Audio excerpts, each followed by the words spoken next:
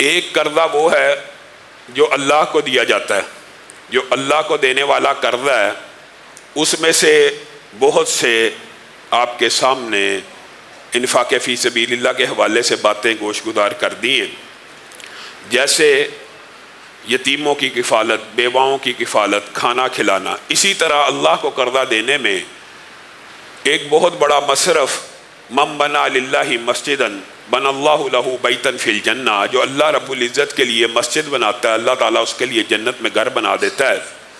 اور بالعموم ہو سکتا ہے کہ لوگوں کے پاس اتنے پیسے نہ ہوں کہ پوری کی پوری مسجد خود بنا سکیں، تو وہ کیا کریں؟ تو نبی کریم صلی اللہ علیہ وسلم نے ان کے لیے بھی تخفیف کرتے ہوئے رحمت کا ایک اصول بیان کیا، جو پورے کا پورا گھر بنائے اللہ تعالیٰ اس کا شایان شان استقبال بھی کرے گا، اور پورے کا پورا گھر اس کے بدلے میں جنت میں مل جائے گا، جس کی 1 انچ جگہ زمین و آسمان کے سارے خزانے جمع ہو کے ادا نہیں کر سکتے۔ لیکن اگر ایک بندہ پوری کی پوری مسجد کا پلاٹ وقف نہیں کر سکتا، وہ کیا کرے؟ نبی کریم صلی اللہ علیہ وسلم نے ارشاد فرمایا، اور متعدد روایات ہیں جن سے یہ پتہ چلتا ہے کہ اگر گھونسلہ برابر جگہ بھی، ایک پرندے کا گھونسلہ یا پرندے کے انڈے کے برابر بھی مسجد کے اندر حصہ جو ڈال لیتا ہے، اللہ رب العزت اس کا بھی جنت میں گھر بنا دیتے ہیں۔ یہ تو اللہ رب العزت کو قرضہ دینے کی باتیں تھی۔ اور ایک بات یہ بھی یاد رکھیے کہ اللہ کی مخلوق کو جو قرضہ دینا ہے وہ بھی انفاق فی سبیل اللہ میں شامل ہے۔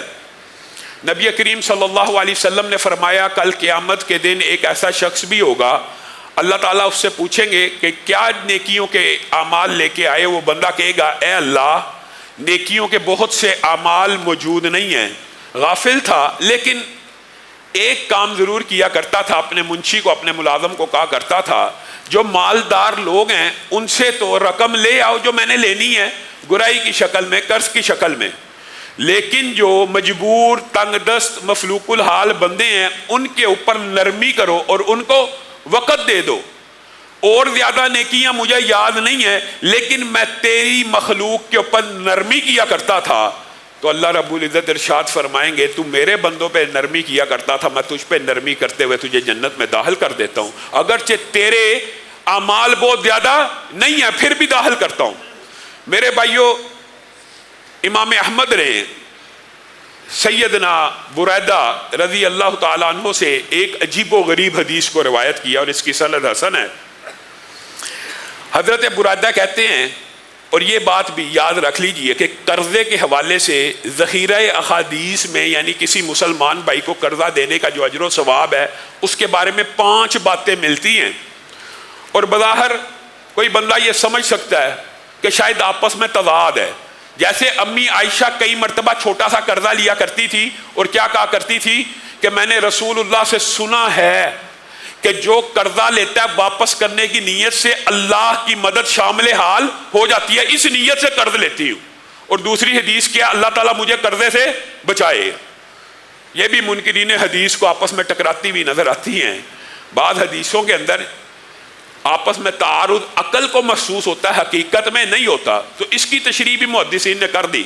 اتنا قرضہ لینا نیکی کے کام میں اپنی جائز ضرورت کے اندر، اس کے اندر جب انسان قرضہ لیتا ہے تو اللہ کی مدد شامل حال ہو جاتی ہے، اور اللہ تعالیٰ کے فرشتے بھی اور اللہ تعالیٰ بھی اس کی مدد میں لگ پڑتا ہے۔ اور ایک بندہ جائز ضروریات ہوں چاہے لیکن دنیاوی ہیں، اور ایک ہے نیسیسٹیز کے لیے قرضہ لینا، ایک ہے لگژریز کے لیے قرضہ لینا۔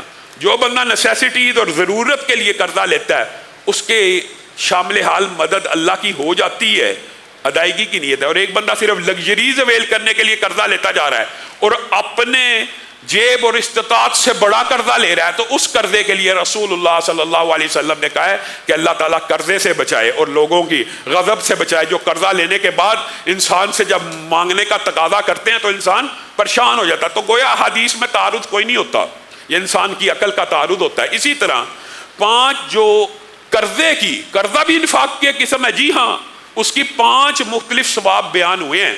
ان میں سے سیدنا بریدہ ایک جو ثواب بیان کرتے ہیں وہ یہ ہے، میرے بھائیو، آپ نے 1000 کسی کو صدقہ دیا آج، اور رمضان کے اندر اسلاف کی یہ روٹین ہوا کرتی تھی کہ روزے کا کوئی دن، روزے کی کوئی رات ایسی نہیں تھی گزرتی جس دن یا رات کو وہ انفاق فی سبیل اللہ نہیں تھے کرتے۔ 30 کے 30 دن کیا کرتے تھے. لیکن آپ یہ دیکھیں کہ آپ نے آج 1000 صبح دیا, 1000 شام کو دیا, 1000 صبح دیا, 1000, ہر بندہ اپنی جیب کے مطابق صدقہ کر رہا ہے. رمضان کا مہینہ ہے, ایک بندہ اس کی جیب نہیں ہے کہ وہ ہر روز 1000 صدقہ دے سکے. وہ کیا کرے؟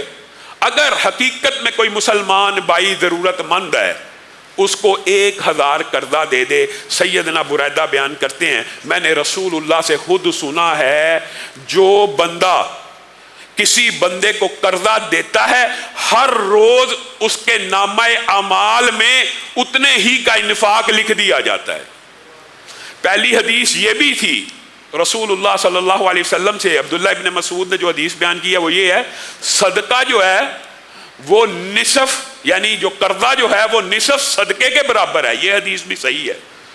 قرضہ کسی کو دینا نصف صدقے کے برابر ہے. اور یہاں پہ سیدنا بریدہ کہہ رہے ہیں کہ ہر روز اتنا ہی اجر و ثواب ملے گا. یہی سیدنا بریدہ کہتے ہیں, ایک دن رسول اللہ صلی اللہ علیہ وسلم نے دوبارہ کہا کہ جو کسی کو قرضہ دیتا ہے اس کو پہلے کہا تھا کہ ہر روز اتنا ہی صدقے کے برابر اجر ملے گا, اور ایک دن رسول اللہ صلی اللہ علیہ وسلم نے فرمایا اس کو دگنا اجر ملے گا. تو سیدنا بریدہ سوال پیدا ہو گیا, رسول اللہ کی بارگاہ میں حاضر ہو گئے, اے اللہ کے رسول, پہلے تو آپ نے میرے سامنے کہا تھا کہ قرضہ دینے والے کو صدقے کے برابر اجر و ثواب روزانہ ملتا ہے, آج آپ کہہ رہے ہیں کہ 2 گنا ملتا ہے. دونوں باتوں میں مجھے سمجھ نہیں آئی. اور یہی انکار حدیث والوں کی حالت ہے, جو خود سمجھ نہ آئے الزام حدیث پہ لگا دیتے ہیں. تو رسول اللہ صلی اللہ علیہ وسلم نے کہا, بریدہ یہ کوئی مشکل بات نہیں ہے, تو نے کسی کو قرضہ دیا ایک مدت کے لیے, 30 دن کے لیے, 30 دن کے بعد اس نے واپس کرنا تھا. 30 دن تیرے نامہ اعمال میں ہر روز وہ 1000 کا 2000 کا جتنا تو نے دیا ہوا ہے نیکی اور انفاق فی سبیل اللہ لکھا جا رہا ہے.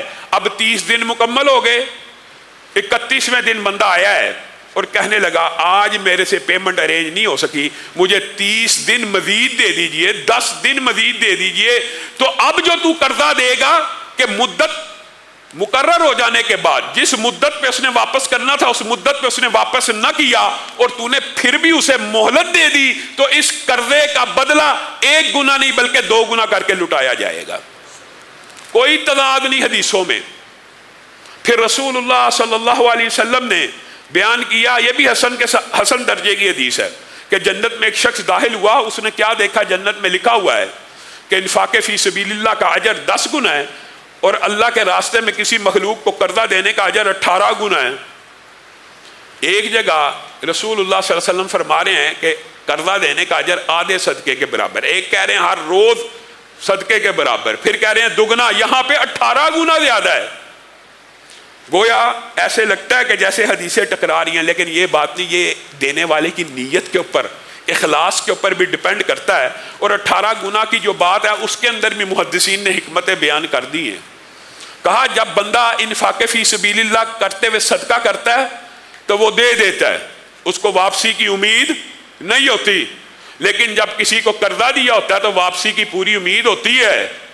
گویا جب پھر اس کو واپس نہیں کیا جا رہا ہوتا وہ دوبارہ انفاق کر رہا ہوتا ہے, جب پھر واپس نہیں کیا جا رہا ہوتا وہ دوبارہ انفاق کر رہا ہوتا ہے. گویا کئی گنا صرف قرضے کا اجر بڑھ جاتا ہے. اور 5واں جو اجر و ثواب صرف قرضہ دینے کا حدیث میں بیان ہوا ہے وہ یہ ہے, جس نے کسی بہن کو, بھائی کو, یہ جو عاریتاً چیزیں مانگنا, اس کا بھی اجر و ثواب یہ قرضے کی شکل ہے.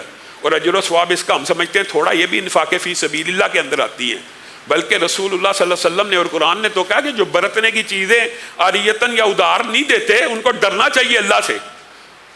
برتن مانگ لینا, چمچ مانگ لینا, پلیٹ مانگ لینا, گلاس مانگ لینا, یہ بھی دینا اجر و ثواب ہے.